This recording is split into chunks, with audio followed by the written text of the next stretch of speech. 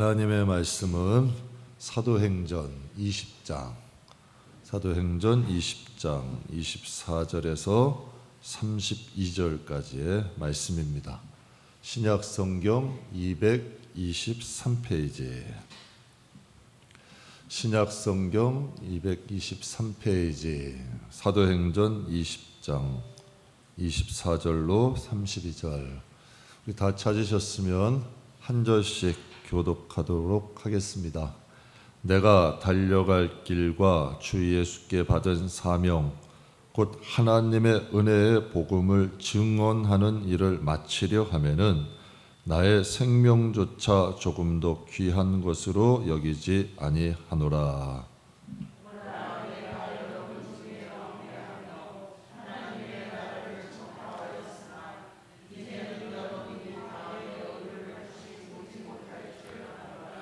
그러므로 오늘 여러분에게 증언하거니와 모든 사람의 피에 대하여 내가 깨끗하니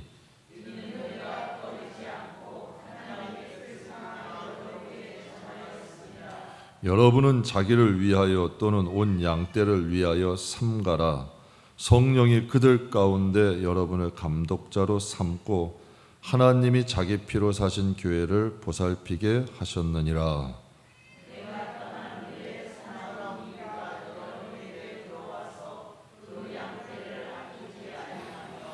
또한 여러분 중에서도 제자들을 끌어 자기를 따르게 하려고 어그러진 말을 하는 사람들이 일어날 줄을 내가 아노라.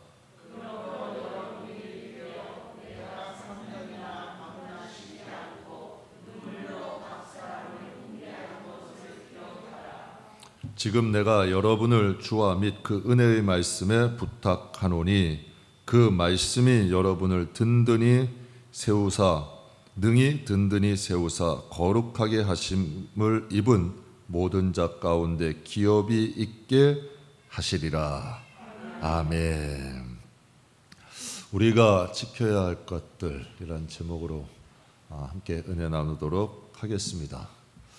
1950년 6월 25일 모두가 잠든 고요한 주일 새벽 4시 북한의 기습 남침으로 전쟁이 발발했습니다. 소련제 무기로 무장한 북한은 3일 만에 서울을 함락시켰습니다. 전쟁은 3년 1개월 동안 계속되었고 전쟁으로 인해 민간인과 군인이 약 450만 명이 사망하고 약 1,000만 명의 이산가족이 발생했다고 합니다.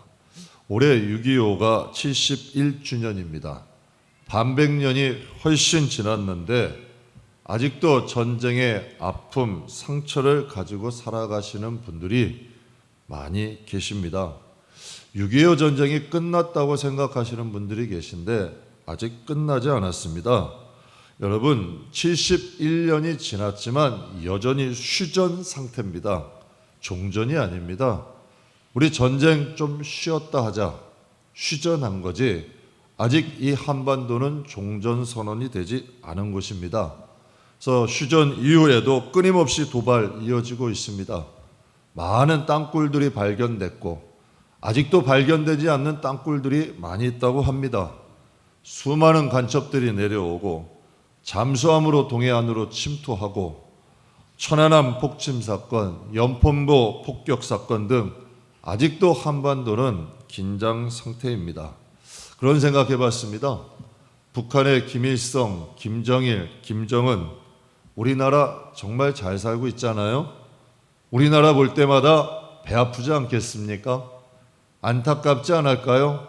야, 저 땅 우리가 차지할 수 있었는데, 저 땅 빼앗을 수 있었는데, 저 땅 우리 땅 될 수 있었는데, 만약 71년 전 전쟁에서 우리가 졌다면 과연 우리의 나라 어떻게 됐을까요? 가정의 평안함과 따뜻함, 경제적, 문화적 혜택, 자유로운 사회 구조, 또 가장 중요한 신앙의 자유, 상상조차 못합니다. 꿈도 꿀 수 없는 비참한 현실 가운데 우리와 우리 자녀들은 살아가고 있었을 겁니다. 6.25 당시에 수많은 나라들, 수많은 여러분 사람들이 우리나라를 지키고자 찾아왔고 이곳에서 목숨을 잃었습니다. 제가 짧지만 이 시간에 그 나라들을 한번 호명은 하고 싶습니다.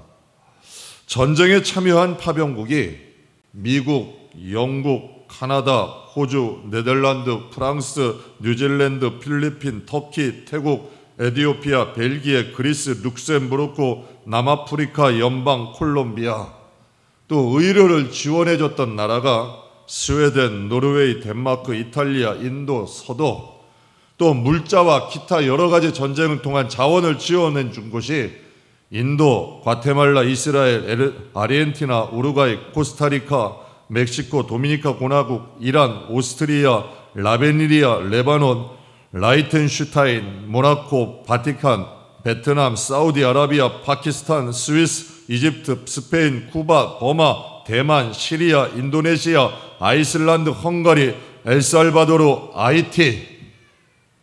이 나라가 그냥 지켜진 나라가 아닙니다. 하나님께서 수많은 사람들, 수많은 나라의 수많은 사람들이 피를 흘려서 지켜진 나라가 이 나라라는 거. 지금 이 땅에 자유, 번영, 희망이 있을 수 있었던 것은 수많은 나라의 수많은 사람들의 희생이 있었다는 것을 잊지 마시기를 바랍니다. 6.25 전쟁 75주년을 맞이해서 우리 이 나라와 민족을 위해 기도합시다. 앞으로 우리의 자녀들, 우리의 자녀의 자녀들이 살아갈 나라입니다.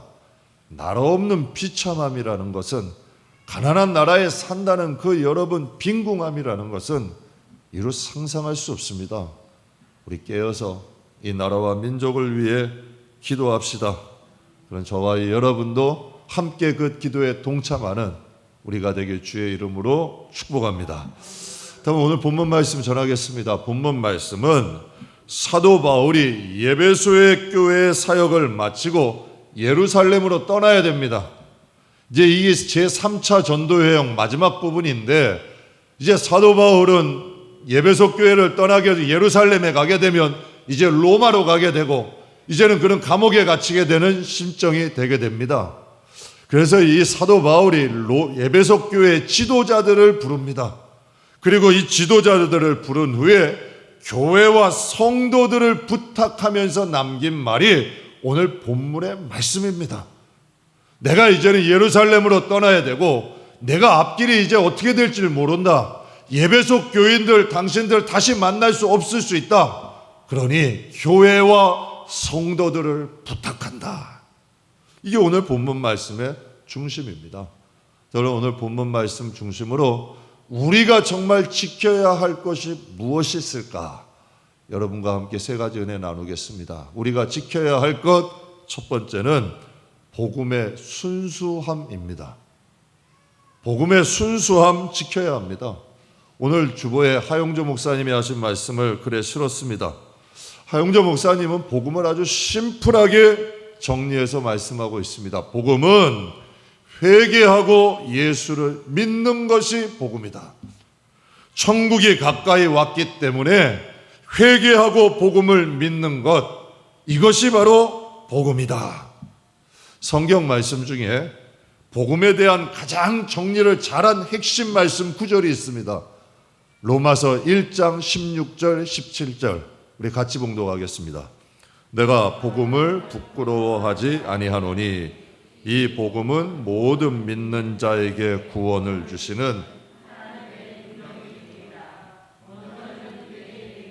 그리고 헬라인에게로다. 복음에는 하나님의 의가 나타나서 믿음으로 믿음에 이르게 하나니 기록된 바 오직 의인은 믿음으로 말미암아 살리라 함과 같으니라. 복음의 아주 중요한 핵심 세 가지를 말씀하고 있는데요. 복음은 구원을 주시는 하나님의 능력이다. 즉 복음을 듣지 않으면 구원받을 수 없다는 겁니다. 복음을 들어야 우리에게 믿음이 들어오게 되고 그래야 구원을 받는다는 거죠.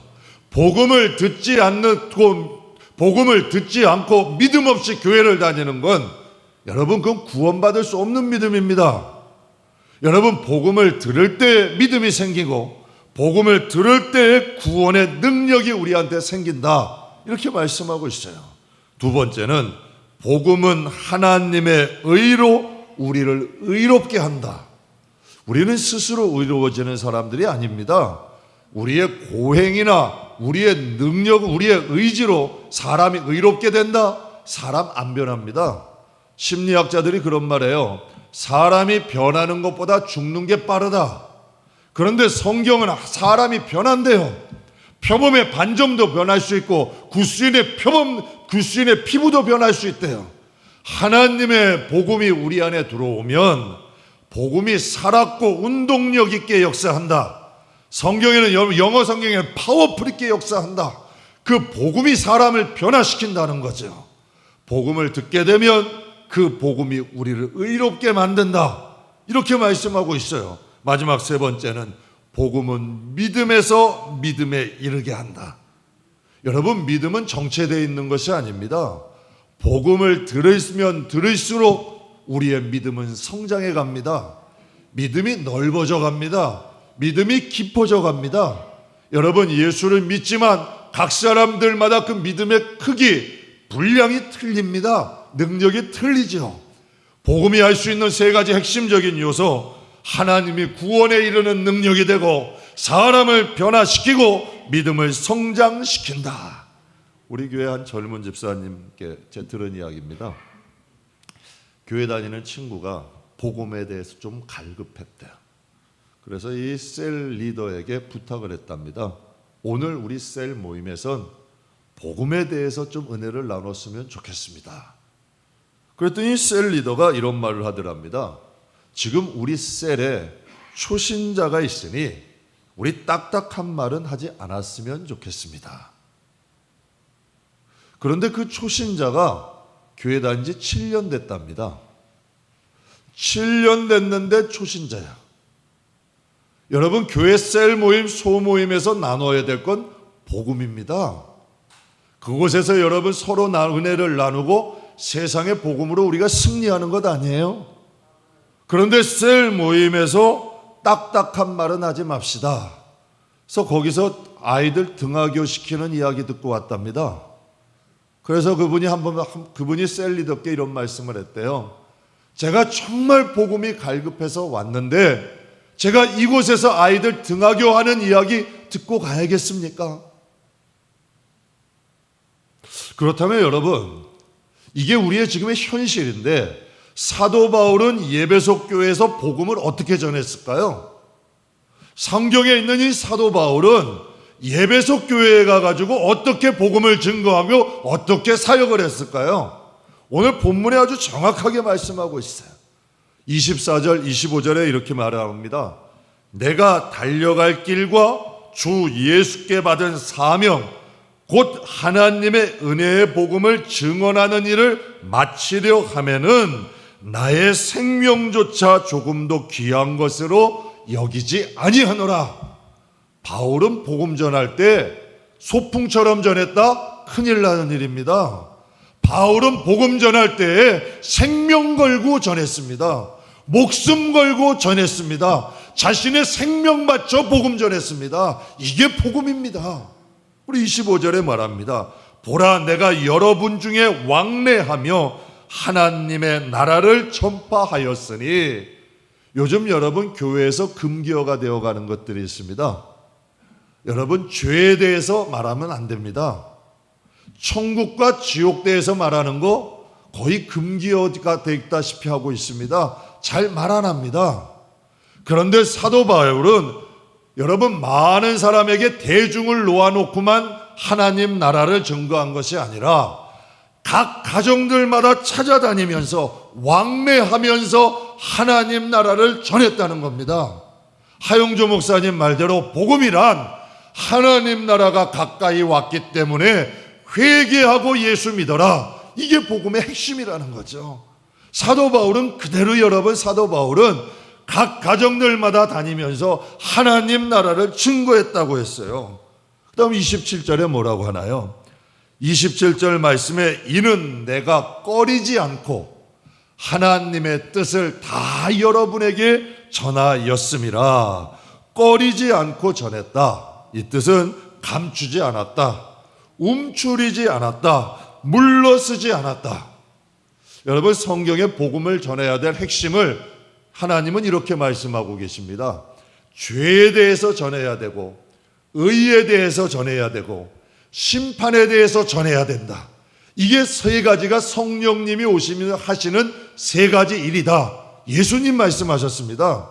그가 오시면 죄에 대해서 말씀하실 거고, 하나님의 나라 의에 대해서 말씀하실 거고, 장차 있을 심판에 대해서 말씀하실 것이다.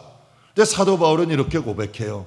나는 복음을 전할 때 꺼리지 않았다, 움츠리지 않았다, 망설이지 않았다. 나는 복음을 전할 때에 물러서지 않았다. 즉 모든 것을 다 전했다는 거예요. 하나님의 뜻을 다 여러분에게 전했다. 이게 바울의 사역입니다.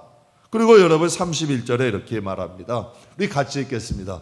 그러므로 여러분이 읽게요. 내가 3년이나 밤낮 쉬지 않고 눈물로 각 사람을 훈계하던 것을 기억하라. 여러분, 바울은 베테랑 사역자입니다. 지금 오늘 본문은 3차 전도 여행, 바울의 복음의 마지막 부분입니다. 말기죠, 사역. 그런데 바울이 이렇게 고백해요. 밤낮 쉬지 않았대.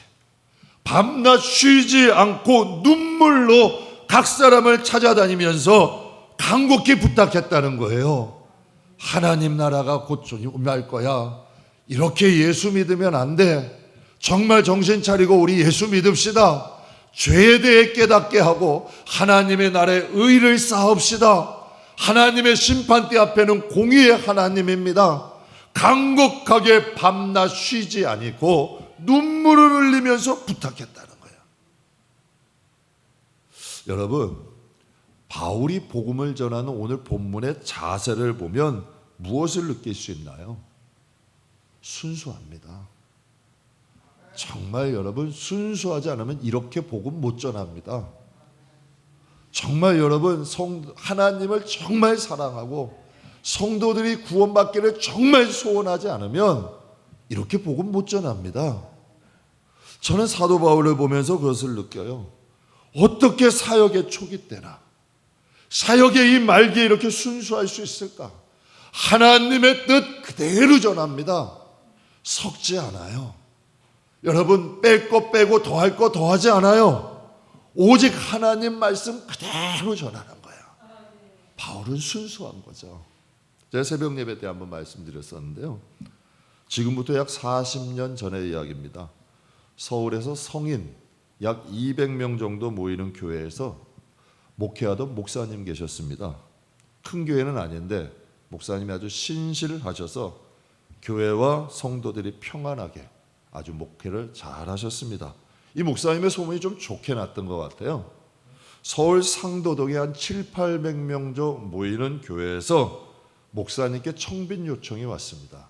목사님, 생활비 더 드릴게요.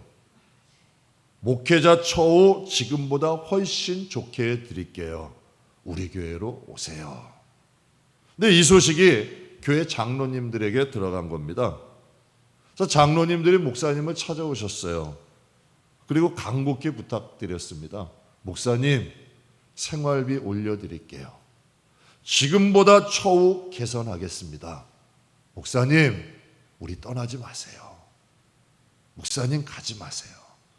간곡히 부탁드렸대요. 그때 이 목사님이 엄청난 말씀을 하셨답니다. 이런 말씀하셨대요. 소시장에 묶어둔 소는 부르는 사람에 따라 값이 올라가고 내려가기도 합니다. 저는 소시장에 묶여있는 소가 아닙니다. 돈 덜 준다고 떠나고 돈 더 준다고 다른 곳으로 옮기고 전 그렇게 하지 않습니다. 그러면서 말씀 이렇게 하셨대요. 40년 전만 해도 교회 의자가 없었습니다. 장판 깔고 무릎 꿇고 예배드렸습니다. 목사님이 이런 말씀하셨대요. 교회 떠나지 말라고 나 월급 올려줄 돈 있으면 성도들 불편하니 교회 의자 놓읍시다. 그 계기로 그 교회는 처음으로 의자 놓고 예배드렸다고 합니다. 참 바보 같죠? 가야죠. 참 바보 같은 거 아니에요? 생활비 더 준다는데요. 목회 환경이 좋다는데. 참 아름다운 이야기입니다. 이 시대에 보기 힘든 일이죠. 그 목사님께 무엇을 느끼시나요? 순수하십니다. 그분이 전하는 복음만 순수하신 게 아니라 그분 자체도 순수하십니다. 여러분, 세속화라는 뜻이 무슨 뜻일까요? 세속화란 이야기 우리 많이 하는데요. 세속화다 이 뜻은 신성을 조금씩 잃어버리고 세상의 범주로 물들어가는 것, 이게 세속화입니다. 신성이 조금씩 잃어버리는 거예요. 그리고 세상의 범주로 조금씩 들어가는 것, 이게 세속화라는 거죠. 사랑하는 성도 여러분, 교회가 왜 세속화될까요? 교회 세속화되어 가고 있잖아요. 왜 성도들이 세속화될까요? 왜 자꾸 신성은 잃어버리고 세상에 조금씩 물들어갈까요? 전 그렇게 생각합니다. 복음이 순수성을 잃어버렸기 때문입니다. 여러분, 신앙이라는 건 먹는 대로 성장합니다. 복음은 순수해야 됩니다. 복음은 희석되면 안 됩니다. 여러분, 희석된 복음 먹으면, 세속화된 복음 들으면 성도도 세속화됩니다. 세속화된 복음을 들으면 교회도 세속화됩니다. 좀 나이 어린 나이에 담임 목사가 된 분이 계셨습니다. 좀 어린 나이에 담임 목사님이 되신 거죠. 그런데 설교가 좀 강했습니다. 좀 원칙대로 설교를 하신 분이었어요. 하루는 교회 어르신 중에 좀 인품이 좋으시고 온화하신 분이 목사님 계신 목양실에 조심스럽게 찾아왔습니다. 그래서 이 목사님이, 이 교회 그 어른이 목사님께 이렇게 말을 하더래요. 목사님 하시는 말씀 다 옳으십니다. 그러나 제가 보기에 목사님이 세상을 너무 모르셔서 그렇습니다. 목사님 세상에 나가서 그렇게 살면 망합니다. 장사 못합니다. 목사님, 그냥 1년에 몇 번만 그렇게 살라고 설교하시죠. 이렇게 이 어르신 인품이 온화한 분이 오셔서 목사님께 말씀을 하셨대요.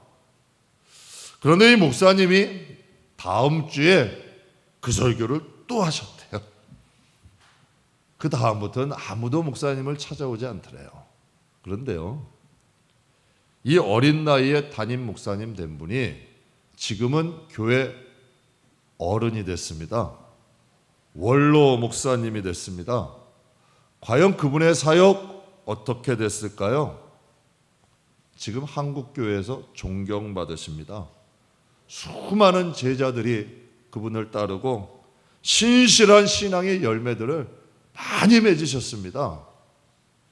복음이 순수했더니 열매가 순수해집니다. 순수한 복음 어렵지만, 정말 여러 가지 도전도 있었지만 순수한 복음을 전했더니 그 열매도 순수하게 맺어졌습니다. 여러분, 복음 다 같은 복음 아닙니다. 이 시대에 더럽혀진 복음, 병들은 복음, 세속한 복음을 듣게 되면 우리의 영혼도 더러워지고 우리의 영혼도 병들어가고 우리의 영혼도 세속화된다는 것을 잊지 마시기를 바랍니다. 여러분, 우리 이 시대를 살아가는 성도들이 꼭 지켜야 할 것이 무엇이 있을까요? 복음의 순수성. 정말 여러분, 예수님이 전했던 복음, 사도 바울이 전했던 복음, 그 젊은 목사님이 전했던 복음, 그 복음이 저와 여러분의 마음에도 살아있기를 주님의 이름으로 축복합니다.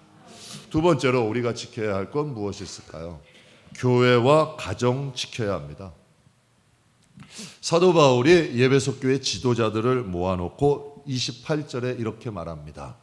여러분은 자기를 위하여, 즉 모여있는 여러분 자신을 위하여 또는 온 양떼를 위하여 삼가라. 먼저 여러분 자신을 위해서, 그리고 양떼를 위해서 삼가하라. 이 뜻은 주의해라, 경계해라. 근데 이 말씀이 문법적으로 동사 현재 진행형이야. 항상 주의해라, 항상 경계해라, 그리고 명령형이야. 이것을 주님이 명령하셨다는 뜻이에요. 왜 주의하고 경계해야 할까요? 우리 29절 같이 읽겠습니다. 내가 떠난 후에 아끼지 아니하며, 바울이 떠나면 반드시 사나운 이리가 여러분에게 들어오게 될 것이다. 이건 지금 영적인 말씀을 하는 겁니다. 여러분, 반드시 인애가 있는 곳, 하나님의 뜻대로 살고자 하는 데에는 악한 마귀의 역사가 있습니다. 이리들은 양떼를 아끼지 않습니다. 양떼를 소중히 여기지 않습니다. 양떼를 귀히 여기지 않지요. 바울이 경고하는 말입니다. 경계하는 말입니다. 내가 떠나게 되면 반드시 이곳에 사나운 이리가 여러분에게 찾아올 것이다. 그들의 양떼를 아끼지 아니하니 지도자 여러분 주의하십시오. 경계하십시오. 주의하고 경계하되 여러분 먼저 지키고 양떼를 보호해 주십시오. 부탁한 거죠. 김포에 있는 큰 교회입니다. 그 교회 당회에서 있었던 일입니다. 교회가 크다 보니까 장로님도 많고, 장로님이 많다 보니까 장로님 중에 소장파, 노장파가 있었던 것 같습니다. 근데 소장파 장로님이 의견을 제시한 것을 노장파 장로님이 이의를 제기한 겁니다. 태클을 건 거죠. 당회가 끝났습니다. 문을 열고 나오는데 소장파 장로님이 이의를 제기한 장로님의 어깨를 세게 팍 치면서 지나가더래요. 그래서 나와가지고 소장파 장로님들이 모여가지고 이의를 제기한 장로님에 대해서 험담을 하더랍니다. 빈대 잡는다고 초가삼간 태운다. 분명히 하나님 일 하자고 회의한 겁니다. 하나님 일 하자고. 그런데 그 장로님, 소장파 장로님은 자기 영혼조차 지키지 못했습니다. 그분이 집에 가게 되면 좋은 말 할까요? 그래도 교회에서 그 정도면 아마 가정 갔으면 욕설 정도는 했을 겁니다. 그렇다면 그 가정이 믿음의 뿌리를 제대로 내릴 수 있을까요? 그 가정이 믿음의 건강한 뿌리를 내릴 수 있을까요? 그리고 생각했어요. 그런 분들이 장로님이라면, 그 교회가 그분들이 당회원이라면 그 교회는 산으로 갑니다. 주님께로 소원의 항구로 못 가는 거죠. 그런 생각했습니다. 그 분쟁과 다툼의 배후에는 누가 있었을까? 그 분쟁과 다툼의 배후에는 누가 있었을까? 오늘 본문 말씀이죠. 사나운 이리가 여러분 당회원 한 명을 무너뜨리니 당회가 쑥대밭 되는 거고, 당회가 쑥대밭 되면 교회 쑥대밭 되겠죠. 여러분, 목사님 한 분이 잘못되면 교회는 쑥대밭 됩니다. 여러분, 교회 중직자 지도자 한 분이 잘못되면 교회는 다툼이 일어납니다. 여러분, 그 배후에 누가 있을까요? 사나운 이리, 양떼를 아끼지 않는 사나운 이리가 여러분 많은 분들을 충동해서 먼저 영혼을 망가뜨리고 가정을 무너뜨리고 교회를 혼란스럽게 하는 거죠. 여러분, 우리가 지켜야 될 것 무엇이 있을까요? 우리의 교회 지켜야 합니다. 또 우리 가정 지켜야 되죠. 여러분, 빌립보서라는 건 옥중서신인데 사도 바울이 감옥에서 쓴 편지입니다. 근데 이 빌립보 교회는 큰 교회는 아니에요. 그런데 아주 좋은 교회였어요. 바울이 특별히 사랑한 교회였어요. 정말 믿음대로 살려고 노력한 교회였어요. 사도 바울이 빌립보 교인들에게 이렇게 부탁합니다. 빌립보서 2장 말씀 같이 읽겠습니다. 그러므로 나의 사랑하는 자들아, 있을 때뿐 아니라 더욱 지금 나 없을 때에도 항상 복종하여 두렵고 떨림으로 너희 구원을 이루라.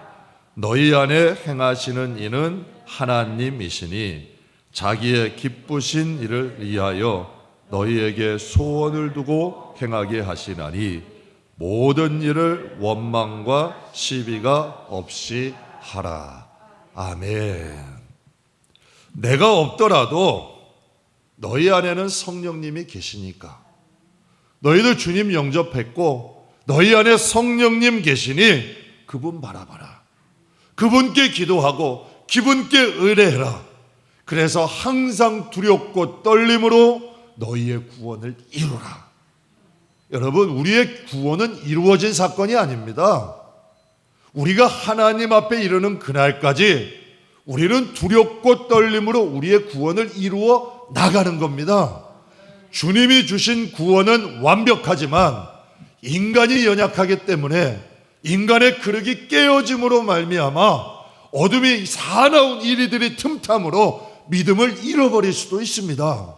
그래서 여러분, 사도 바울은 필립보 교인들이 이 감옥 속에서 간절히 기도하는 거예요. 내가 없더라도 너희 안에 계신 성령님을 의지해라. 여러분, 주님이 눈에 보이지 않지만 우리 안에 계시잖아요. 우린 그분의 음성에 귀 기울이며 살아가야 됩니다. 그게 우리의 마음을 지키는 겁니다. 우리 영혼을 지키는 거죠. 내 안에서 말씀하시는 그분의 음성에 귀 기울이며 두렵고 떨림으로 너희의 구원을 이루라. 그리고 모든 일에 원망과 시비가 없이 하라. 왜 이 말을 했을까요? 원망과 시비가 있는 곳엔 사나운 이리가 틈타니까. 여러분, 성경에도 이런 말씀이 있습니다. 날이 새도록 분을 품지 마라. 왜 그러냐면 마귀가 틈탄다, 성경에 말씀하고 있어요. 우리 함께 은혜 나눴거든요, 금요일날. 제가 이런 생각해 봤습니다. 여러분, 우리는 각 가정에 보내신 선교사입니다. 왜 하나님이 우리를 택하셨을까요? 우리의 가정 구원하라고 택하신 겁니다. 우리의 가정이 바로 우리의 선교지입니다. 우리의 직장이 우리의 선교지입니다. 선교사님들 정말 처참하게 사십니다. 기가 막히게 사십니다. 기가 막히게 종이 기가 차도록 사십니다. 정말 힘들게. 그 모습 보면 기가 막히고 기가 찹니다. 정말 선교지에 있는 사람들과 똑같이 살아갑니다. 우리가 그 선교사님들이 선교지에서 하는 노력의 10분의 1만 교회에서 한다면 교회는 천국 됩니다. 그 선교사님들이 하는 헌신의 10분의 1만 내 가정에 믿지 않는 내 자녀와 남편, 아내에게 한다면 구원의 역사 일어납니다. 사랑하는 성도 여러분, 악한 이리가 틈타지 못하도록 미혹의 영과 또 세속화되지 않도록 우리 하나님의 자녀로, 또 하나님의 가정으로, 하나님의 교회로 잘 지키며 나가시길 주님의 이름으로 축복합니다. 세 번째, 우리가 지켜야 할 것은 우리의 기업입니다. 기업. 32절에 아주 놀라운 은혜의 말씀이 있는데요, 우리 같이 한번 읽겠습니다.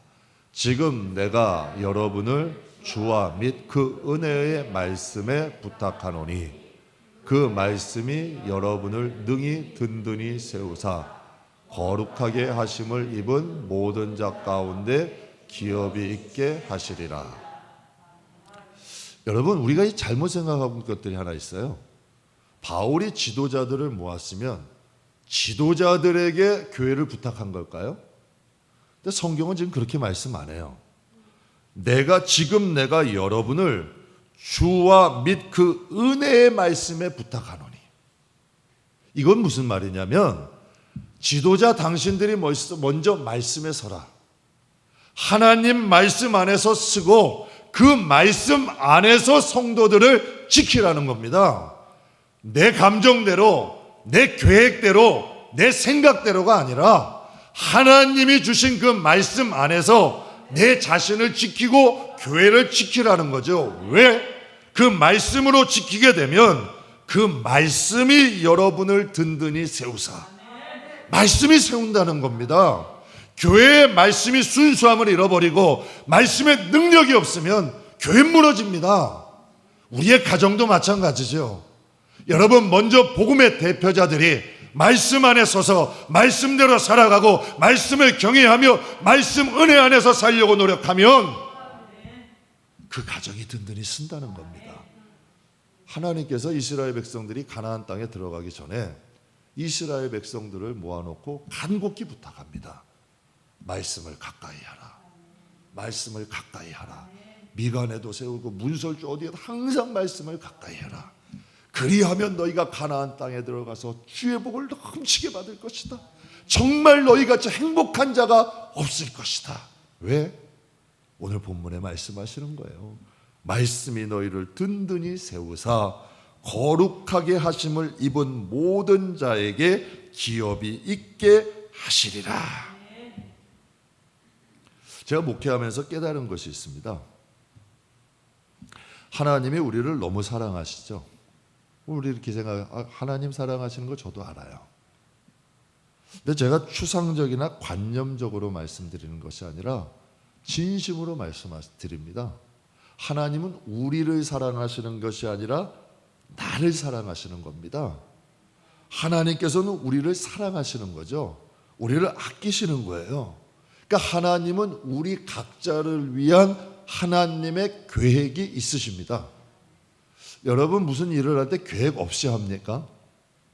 나를 향한 하나님의 계획이 있다는 거죠. 저 아까 이성경 자매도 보면서 느낍니다. 청년들에게 아주 좋은 역할을 하고 있죠. 문제가 기도가 되고 아픔이 뭐가 된다 그랬죠? 자랑이 되고, 또 여러분 고난은 축복이 되고 상처는 간증이 된다 그랬습니다. 정말 나를 향한 하나님의 계획이 있고 나를 향한 하나님의 기업이 있습니다. 반드시 나를 향한 하나님의 약속이 있지요. 그런데 그것은 하나님 말씀 안에 있다는 얘기예요. 말씀으로 든든히 세워지고 32절 말씀에 그 말씀이 여러분을 능히 든든히 세우사 거룩하게 하심을 입은 모든 자 가운데에 기업이 있게 하시리라. 여러분, 이거 꼭 보셔야 돼. 여러분, 성경에 수많은 선친들이 있죠. 또 하나님의 약속을 받은 수많은 사람들이 있습니다. 그런데요, 그분들의 믿음이, 그분들의 신앙의 인격이 그대로 있는 사람이 있던가요? 없습니다. 하나님은 야곱의 인격을 변화시켰습니다. 형 에서를 보니 하나님같이 보였다 했습니다. 요셉을 그냥 축복하지 않았습니다. 자신을 노예로 판 그 형들의 자식들까지 책임집니다. 다윗은 여러분 그냥 복 주지 않으셨습니다. 원수 사울을 죽일 기회가 2번이나 있었지만 그를 용서하고 그의 아들을 자기의 밥상에 들여 왕자같이 대우했습니다. 하나님이 그들을 그냥 축복하지 않으셨습니다. 그들의 믿음을 세웠고 그들의 신앙의 인격을 변화시켰습니다. 분명히 오늘 본문 말씀에 말씀이 여러분을 든든히 세우사 거룩하게 하심을 입은 모든 자 가운데에 기업이 있게 하시리라. 제가 아는 한 젊은 집사님이 계십니다. 경제적으로 많이 어려웠어요. 제가 봐도 참 힘들게 살았습니다. 2잡, 3잡 하면서 힘들게 살았는데 그 가운데도 주일 성소 한 주도 빼뜨리지 않았습니다. 그리고 할 수 있으면 주중 예배도 나와서 예배하고 또 자기가 할 수 있는 봉사, 자기가 달란트 있는 그걸로 한 주도 빠지지 않고 열심히 봉사했습니다. 근데 사람이다 보니까 가끔 원망도 했습니다. 낙심도 했습니다. 그런데요, 쥐구멍에도 볕들 날 있다고 하나님이 축복하셨습니다. 그가 저에게 이런 말을 한번 하더라고요. 목사님, 이럴 줄 알았으면 그때 제가 좀 더 잘할 걸 그랬어요. 하나님이 이렇게 은혜 주시고 하나님이 이렇게 나를 위해서 예비해 놓은 기업이 있는 줄 알았으면 제가 좀 더 잘할 걸 그랬어요. 그런데요, 여러분 인생 살다 보면 또 어려움이 찾아올까요? 안 찾아올까요? 찾아왔겠죠. 또 어려움이 찾아왔겠죠. 그런데 이전보다는 좀 더 단단해졌더라고. 이제는 자신이 하나님이 자신을 사랑하시는다는 걸 좀 알겠대요. 그리고 고난을 통하여 하나님은 더 좋은 기업을 예비하실 거란 믿음이 생겼다는 거죠. 이제 하나님의 은혜를 누리고 나니 하나님이 어떠한 분이라는 걸 알았고, 이제 하나님 앞에 그 고난이 축복이 되고 상처가 간증이 된다는 것을 깨닫게 된 거죠. 제 말씀 마무리하겠습니다. 개척 초기에 로비에 보면은 정숙이 있습니다. 그 렌탈해 주신 권사님이 계셨는데요. 지금 부천으로 이사 가셨습니다. 저 렌탈해 줄 당시에 좀 가정이 어려웠습니다. 기업이 좀 하시는 일이. 그래서 제가 몇 번을 부탁을 드렸어요. 제 교회에서 하겠습니다. 교회에서 할게요. 그때 한사코 만류하시면서 그런 말씀하시더라고요. 그 대신 제 아들 동아를 위해서 좀 기도해 주십시오. 그 부탁을 하셨어요. 며칠 전 정수기 회사에서 전락이 왔어요. 이제 렌탈 5년, 올해도 하셨죠. 5년 렌탈 기간이 끝났다고 연락이 왔습니다. 제가 그 권사님께 전화 드렸어요. 권사님, 정말 짧은 시간 아닌데 그때 어려우셨었는데 너무 감사합니다.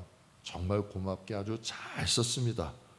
그리고 또 약속한 대로 그 아들 기도 지금도 하고 있습니다. 여러분, 그렇게 저는 그렇게 인간성이 좋은 사람은 아닙니다. 그런데 은혜 받은 거는 잊지 않으려고 노력합니다. 개척 때에도 도와주셨던 분들 기도하려고 노력하고, 틈만 나면 그래도 또 인사하고 감사 표현하려고 노력합니다. 사람이죠. 인간적인 부분 저도 냄새 많이 납니다. 그런데요, 은혜는 잊지 않고 살려고 노력합니다. 그렇다면 하물며 하나님은 우리 잊으시겠습니까? 하나님이 우리를 위해서 예비하신 하나님의 계획과 기업이 없겠습니까? 저는 확신합니다. 영혼이 잘 되면 범사가 잘 된다. 제가 그래서 우리 주보에도 넣었죠. 우리 배달교회는 성령의 인도하심 가운데 교회 세우고 영혼이 잘됨 같이 범사가 잘 되고 강건한 교회를 지향합니다. 요한 3서 1장 2절 말씀, 이거 성경적 기반이 있는 축복의 말씀입니다. 반드시 영혼이 잘 되면 범사가 잘 되게 하십니다.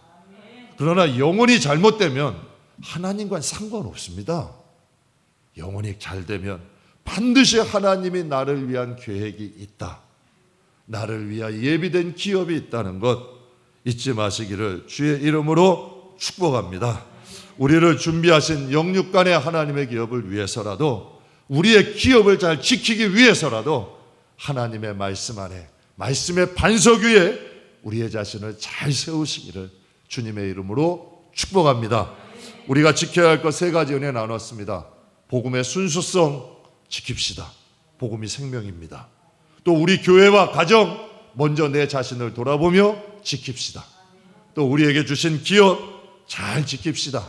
복음의 반석 위에 든든히 서서 악한 이리에게서, 더러운 어둠의 영에서 우리의 자신을 지키고 굳건하게 세워가는 저와 여러분 되기를 주님의 이름으로 축복합니다.